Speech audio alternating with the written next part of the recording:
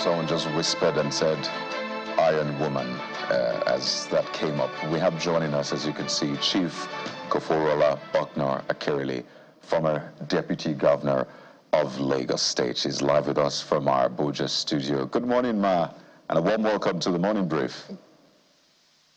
Good morning, and thank you for having me. Thank you for your patience, ma'am. The Yoruba boy in me wants to prostrate and greet you good morning. But you know, a lot of people remember the statement you made on the local government election in Lagos State. We'll get to the Patriot bit, which is a major reason we're having this conversation, but maybe to get some sort of closure on that one. The local government election has not left without its controversy. A lot of people still disputing it. And what really spurred you to make those comments? And why is it that successive local government elections have almost been the same thing, the same narrative trailing it? Well, I'd say that this one was a little bit different, in fact, because the system that was used was flawed right from the start. I'll give you an example. I vote at booth 19 in Victoria Island. When I came out very early. I walked out and I saw that there were some boxes already half full of ballot papers. There was nobody on the line. I went to my polling booth, which is 19, and I presented my card. I was told that my name was not on the sheet of paper which was brought out. There were only 5 names on that sheet for that polling booth, and mine was not there. And that is where I have always voted. I was told that I should go around and look and see where my name is. I mean, that was not on. However, I and my son walked around virtually all the polling booths in my ward on that day, and our names could not be found. Later on, a former ward chairman of mine said, "Oh, there's a booth 19 here. Now, how can we have 2 booths 19 in the same ward?" We went there.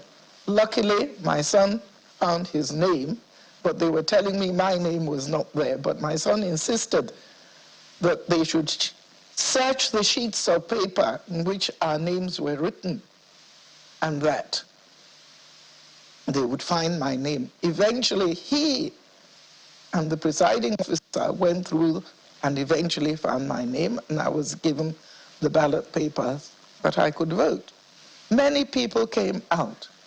All the polling booths were changed.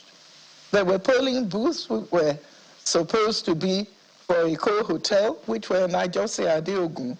People got discouraged. Although there was a low turnout, it even became lower because people were discouraged. They were walking around. They could not find their polling booths. Now, if you look at it, it is obviously done on purpose to discourage people from taking part in the election. And that is why I made the statement I did. I felt that the whole episode should have been cancelled because it wasn't only in my ward, it was throughout the state that this was going on. Oh dear. Well, we understand that some of the parties will be approaching the court seeking some sort of redress, even though some people are not holding their breath on that one. But let's talk about why you're in the nation's capital, Abuja, and this major move for what is called a People's Constitution.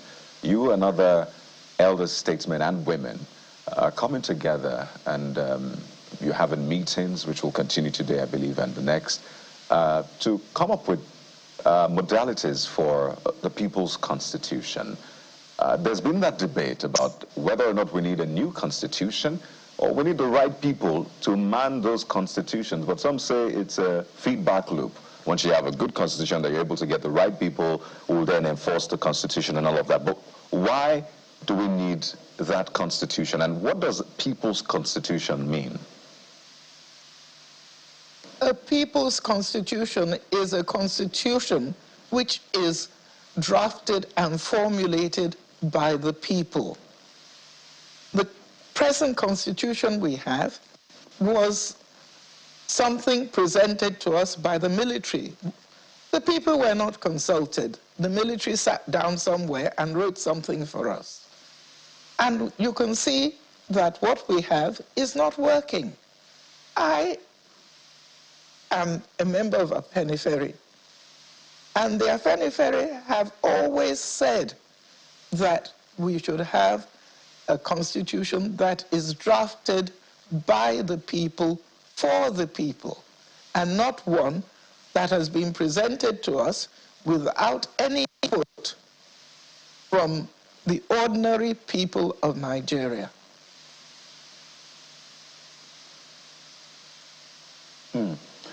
All right, madam, let's also expand it further, maybe dig deep even with the agenda. I know that in the preamble to Section 1 of the Constitution, the usual language of we the people, but Nigerians have always said we were not on that table, we were not consulted, which is why we have fundamental structural problems. There's that debate. So, but if you were to look at certain aspects of our laws, the ground norm this time, which is the Constitution, what are those aspects that for you as an individual you would like to see literally change, and what would those or that change be?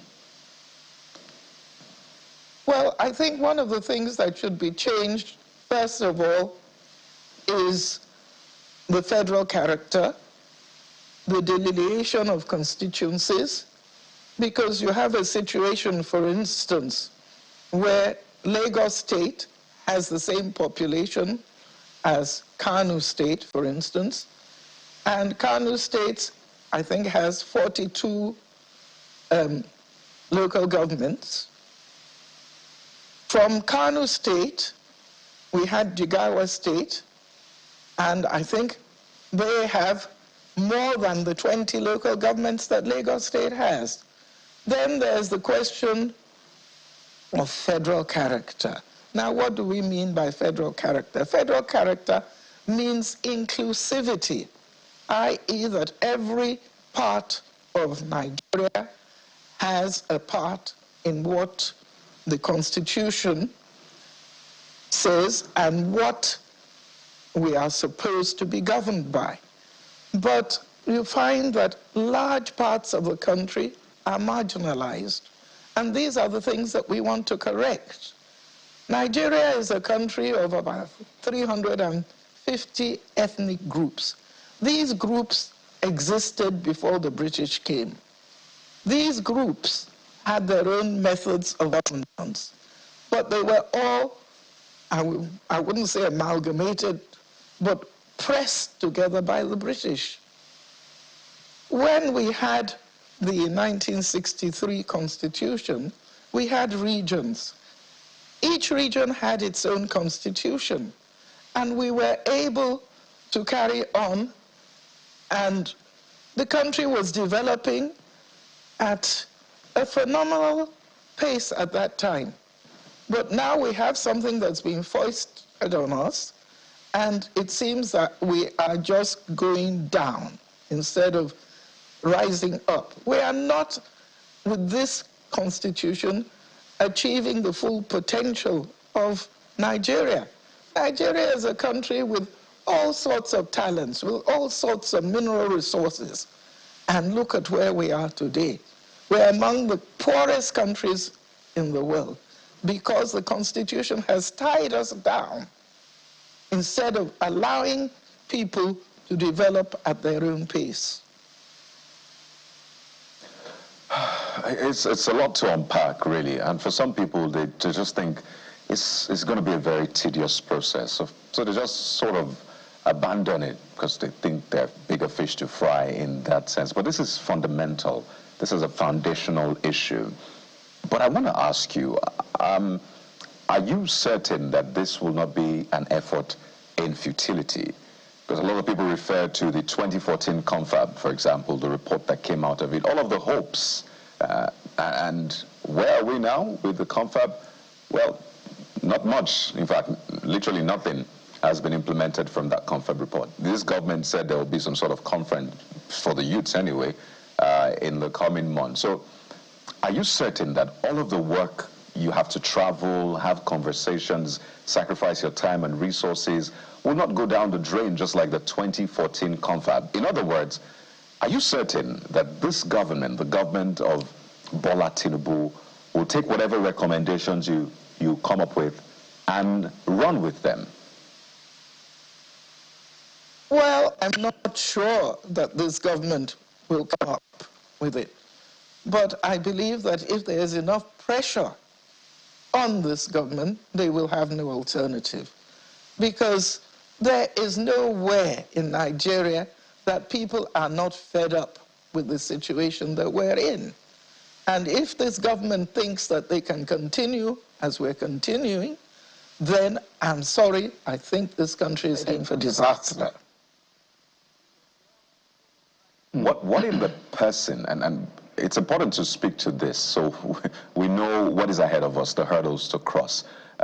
And I mean, it's clear you knew the president, worked closely with him, so at least you can sort of predict his thinking right now. What do you think will be his perception of what you're doing right now? Would you think, first, I don't know if there's been any interface with government, if you've spoken with government of this, if they've said, oh great, we're with you on this or not. But what do you think will be his perception of what you're doing? Would he think, well, my government is in charge, as a National Assembly, let us go through with our own constitution review and come up with it? What do you think would be his kind of reaction to this, man? Well, unfortunately, right now, what I see is that the president is looking for a second term. And that seems to be his focus. But I think that he should really try and look at what people like Emeka, Anyaoku, and so many others of that caliber sat down, and they're trying to fashion something that is going to change Nigeria for the future generations. We're old people now, we're on our way out. But we have to think of our children and our grandchildren. It's not a question of going for 2027. It is a question of what is right. I hope that his advisors will be able to tell him that 2027 is not our priority right now. Our priority right now is fashioning something that will be able to make Nigeria great again. All right, ma'am, just to stay on that, he may be part of what some people have said in terms of, call it nuance, call it what is referred to as implicit restructuring, because people have criticized him to say, you are the vanguard of restructuring Nigeria, and some of the efforts, I mean, the president now. So why is everybody afraid of biting that particular bullet? You've been able to bite the bullet of subsidy, whatever the consequence is. Why not restructure Nigeria? But some of the responses we hear, maybe not directly, but by action, looks like they'll tell you LG autonomy is part of the restructuring process. The issue around development commissions now about in every region, the conversation around state police constitution amendment. So they want to phase it, but the Patriots are looking for drastic, quick, let's get this over and done with and rebuild for ourselves a new. So when you hear these two narratives from the presidency by action, what do you make of it? Well, I believe that the presidency has got it wrong. We need drastic action right now. We're in dire straits in Nigeria. Look at what is happening about security, the economy, our educational system, our health system. Everything is in a state of flux. We need drastic action. to be saying that the situation should be phased. Phased how? We know we need a rejig of our security apparatus. There's no doubt about it. We have been calling for state police for a long time. Because how can you send somebody, for instance, to the heart of Yoruba land? He's coming from Sokoto or somewhere, he doesn't speak the language, he doesn't understand the culture, and you expect him to be able to police a place. It is not possible. In other countries, you look at it in Britain, in America, the local people are the people who police their own areas. So these are the sort of things that we're asking for.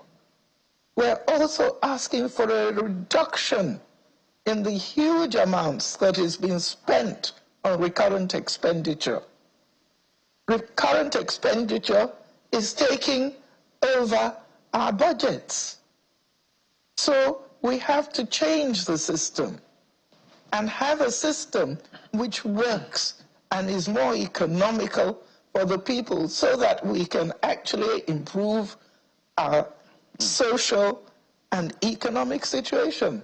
We need to have a system where our children can have free education. After all, at one time, there was free education in parts of Nigeria. There was free health services. These are the things that we need. We need full employment for our youths. Many of them are roaming the streets. Some are graduates. I mean, I've had people who are graduates who are now working as security men. Is that what we want for Nigeria? I don't think so. I think we must sit down, and it is urgent. It is not something that should be postponed because some people want to be in power. So, because the power which they want, they might not even get it. Because the youths are now restive. And let us pray that things don't happen, that we end up with a revolution in this country. So, ma'am, are you implying that the President, Bola Tinubu, is not doing a good job at the management of the state of affairs of our nation, economy and security? Is that what you're saying? Well, I don't. When people are being killed in hundreds, almost on a daily basis, are you calling that good management? When people cannot even eat 1 square meal a day, do you call that good management? I certainly don't. I'm just reading some of the interviews you've had in the past, and you at some point described the president as someone who sort of thinks he knows it all in that sense, doesn't take advice as much. And incidentally, we had a conversation with one of his aides who resigned, who said, well, he had never really had a sit down with him to advise in that sense, which was the role he was employed for, and then he eventually resigned. But obviously Nigeria is in a difficult situation now, and we need all hands on deck in that sense. I know you've not really spoken to him ever since you were deputy governor and you know the issues happened. But if you were to have a conversation with him in terms of, you know what, let's talk about Nigeria, what would you say to him, ma'am? Well, I'll say to him what the things I've been saying just now, that we have to sit down and rejig Nigeria. We have to sit down and think how we're going to provide employment for our youths, how we're going to put food on the table of every Nigerian, how we're going to provide good health services for our people instead of our elite who can afford it having to run abroad every time they need medical treatment. These are the basic things that any government should be able to provide for its people. And if you can't provide food, security, education, and things like that for your people, then what on earth do you think you're doing in government? You're not doing anything. You're just being there, earning a salary for nothing. Well, madam, there are people who say, well, we're coming together to ensure that he doesn't get a second term, the coalition. Mr. Atiku Abubakar just resigned from the PDP. Chief Dele Momodu also resigned this morning. So a lot of people are leaving the PDP. Are you still staying in the PDP? What do you make of this coalition, ma'am? Well, I see the coalition as a lot of people who have the same ambition, and I don't see how it's going to work out in the end. I hope those who are jumping from the PDP are not jumping from the frying pan into the fire. But you are staying in the PDP, ma'am. No leaving for you. I'm not moving from PDP. At least, I'm not even thinking of moving from PDP because I do not see a straight path for the party that they're all jumping into. As I said, I hope it's not going to be a state of out of the frying pan into the fire. I mean, there's so much we want to speak with you about. I mean, you're a journalist, interesting. You worked for the BBC, VON. So we can have a full day talking about different things from politics to your career, your life. I mean, how you're keeping up. I mean, you still look beautiful. But we have to anchor at this point. And I really hope we can have a sit down with you in the future. But we have to thank you so much. But maybe you have last words on the show before we anchor, ma'am. Well, my last words on the show is that everybody should support this move by the Patriots for a new constitution that is going to chart a new way forward for our country. That is what I hope for. And I think that's a great place to anchor. We have to thank you so much, ma'am, for taking time out to speak with us out of your very busy schedule. And I must say again, at 86, you're still looking radiant. We've been speaking with a former Deputy Governor of Lagos State, Madam Kofo Bucknor-Akerele. Thank you for your time, ma'am, and wish you the very best. Thank you for having me.